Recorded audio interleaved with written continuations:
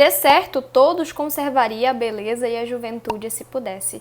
Até existe procedimentos estéticos para isso, mas a velhice é inevitável, uma hora ou outra ela chega, então faz parte da vida, não é mesmo? Hoje eu vim comentar com vocês sobre um clássico que se classifica como literatura gótica do Oscar Wilde, O Retrato de Dorian Gray. Esse livro foi publicado pela primeira vez numa revista em 1890 e o editor retirou e suavizou algumas frases. E em sua versão final, em 1891, o Oscar Wilde, ele retirou também algumas partes, modificou e até acrescentou alguns capítulos, transformando este livro em um romance. O Retrato de Dorian Gray foi responsável por alavancar e ao mesmo tempo arruinar a vida e a carreira do jovem escritor inglês, o Oscar Wilde. Esse foi o único romance do Oscar Wilde e também foi alvo de muitas críticas, pois a vida e a obra do autor estão interligadas. Uma coisa que é bem importante mencionar é que o contexto histórico na qual esse livro foi escrito e publicado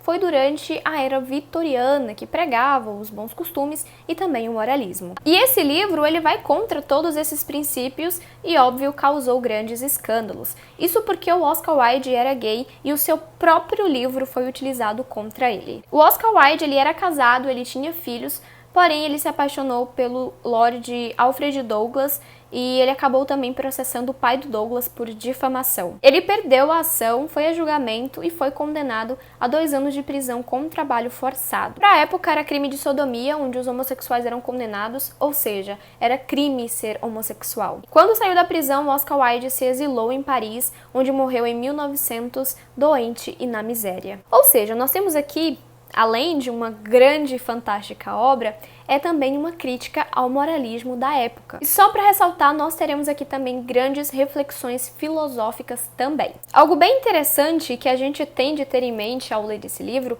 é o que o próprio autor nos diz no prefácio. Olha só o que ele diz. Não existe livro moral ou imoral. Livros são bem escritos ou mal escritos. Isso é tudo. Essa minha edição é da Penguin e Companhia.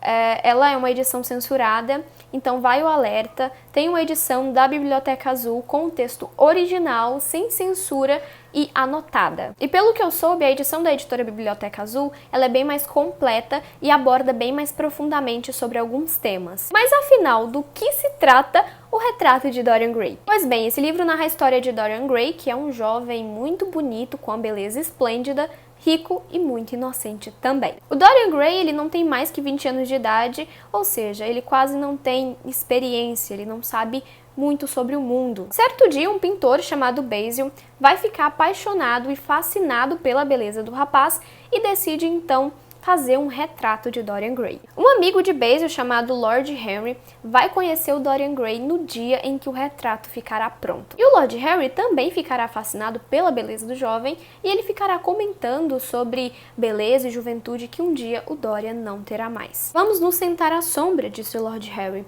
Parker trouxe as bebidas, e se ficar mais tempo nessa luz, o senhor vai se arruinar, e Basil nunca mais irá pintá-lo. O senhor definitivamente não deve se queimar ao sol. Não cairia bem. O que isso importa? Perguntou Dorian Gray, rindo enquanto se sentava num banco na extremidade do jardim. Para o senhor deveria significar tudo, Sr. Gray. Por quê?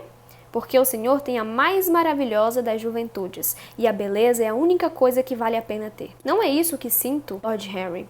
Não, no momento não mesmo. Um dia, quando estiver velho e enrugado e feio, quando o pensamento tiver marcado a sua fronte com suas linhas e a paixão tiver maculado seus lábios com seus fogos horrendos, o senhor vai sentir. Vai sentir terrivelmente. Agora, onde quer que vá, o senhor encanta o mundo. Será sempre assim? O senhor tem um rosto maravilhosamente belo, Sr. Gray. Não franza as sobrancelhas, o senhor tem o que é preciso, e a beleza é uma forma de genialidade. É mais elevada, na verdade, que a genialidade, pois não requer explicação. É um dos grandes fenômenos do mundo, como a luz do sol, ou a primavera, ou o reflexo em águas escuras da concha prateada que chamamos de lua. Não pode ser questionada, tem o direito divino à soberania, transforma em príncipes o que as possuem. O senhor sorri? Ah, quando estiver perdido, o senhor não vai sorrir. Às vezes as pessoas dizem que a beleza é apenas superficial. Pode ser, mas ao menos não é superficial como o pensamento. Para mim, a beleza é a maravilha das maravilhas. Somente pessoas rasas não julgam pelas aparências. O verdadeiro mistério do universo é o visível, não o invisível. Sim, Sr. Grey, os deuses foram bondosos com o Senhor. Mas o que os deuses dão, eles logo tiram. O Senhor tem apenas poucos anos para viver de verdade, com a perfeição e plenitude. Quando a juventude for embora, a sua beleza irá com ela, e então o Senhor descobrirá subitamente que não lhe restam triunfos, ou terá de se contentar com os triunfos medíocres, que a memória do passado tornará mais amargos que as derrotas. Cada mês, à medida que passa, o aproxima de algo terrível. Ou seja, o Lord Henry vai corromper o Dorian a acreditar em certas coisas. E quando o Dorian Gray vê o retrato, ele finalmente consegue enxergar o quanto ele realmente é muito bonito. Ao vê-lo, recuou e as maçãs de seu rosto enrubesceram de prazer por um instante. Um ar de felicidade surgiu em seus olhos, como se ele houvesse se reconhecido pela primeira vez. O que eu achei muito semelhante com a passagem de Gênesis, capítulo 3, versículo 7, que diz o seguinte: Então os olhos de ambos se abriram, e como reparassem que estavam nus, teceram para si tangas com folhas de figueira. E é justamente quando Adão e Eva eles abrem os olhos e começam a enxergar que agora eles estavam sujeitos ao pecado, ou seja, a passagem do ser inocente para o ser pecador. E essa história também tem grande influência do mito de Narciso, que era um jovem muito bonito, que fazia todo mundo ao seu redor se apaixonar por ele, porém ele era muito arrogante e orgulhoso. E certo dia o Narciso ele vai ver a sua imagem refletida num lago e vai se apaixonar por si próprio. E o Dorian Gray, ao ver o quadro, olha só o que ele diz. Como é triste, murmurou Dorian Gray com os olhos ainda fixos no próprio retrato. Como é triste, eu vou ficar velho e horrendo e medonho. Ele jamais envelhecerá além deste dia de junho. Se pudesse ser diferente, se eu permanecesse sempre jovem e o retrato envelhecesse, por isso, eu daria tudo. Sim, não há nada em todo o mundo que eu não daria.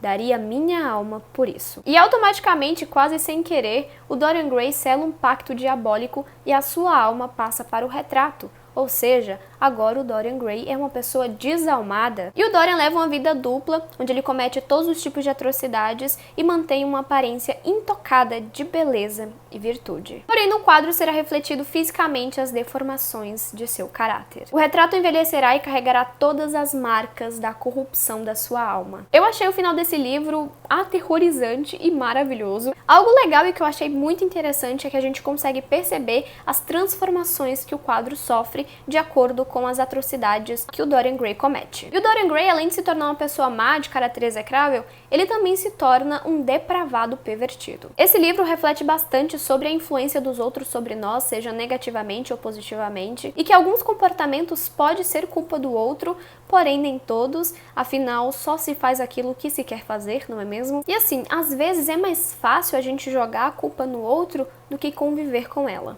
Vai chegar num dado momento aqui no livro que o Dorian Gray vai jogar toda a culpa das suas atrocidades, do seu mau caratismo, da sua pessoa desalmada em cima do Lord Harry. Ou seja, o Dorian vai culpar o Lord Harry pelos seus pecados. Eu também assisti o filme baseado na história de O Retrato de Dorian Gray. Eu não gostei muito assim do filme não, eu achei ele muito superficial.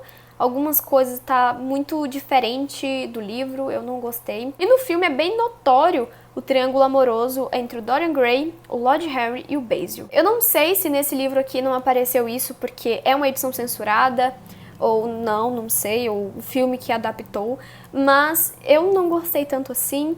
No filme também eu achei que alguns acontecimentos foram assim muito rápido e outros acontecimentos eu achei que foi muito distorcido do que tem no livro aqui, mas enfim, eu não gostei bastante assim do filme. Eu só assisti o filme mesmo porque o final desse livro me impactou de uma forma que eu falei assim, eu preciso ter aquele contato visual com essa cena. E aí eu procurei o filme, achei, tá disponível no Prime Video, então assim, o final desse livro é realmente bem aterrorizante. No filme também é mais aterrorizante ainda, eu fiquei assim, nossa senhora. Então eu super recomendo a leitura de O Retrato de Dorian Gray, tanto porque é um clássico da literatura também, quanto porque é um livro maravilhoso e que faz a gente refletir sobre diversas coisas da nossa vida. Então o vídeo foi esse, eu espero muito que vocês tenham gostado. Se você tiver gostado, não esqueça de deixar o like, de se inscrever aqui no canal caso não for inscrito, e não esqueça também de deixar o seu comentário, se você já leu o Retrato de Dorian Gray, se você já assistiu o filme, ou então se você tem vontade de ler. Então é isso e até o próximo vídeo. Tchau, tchau!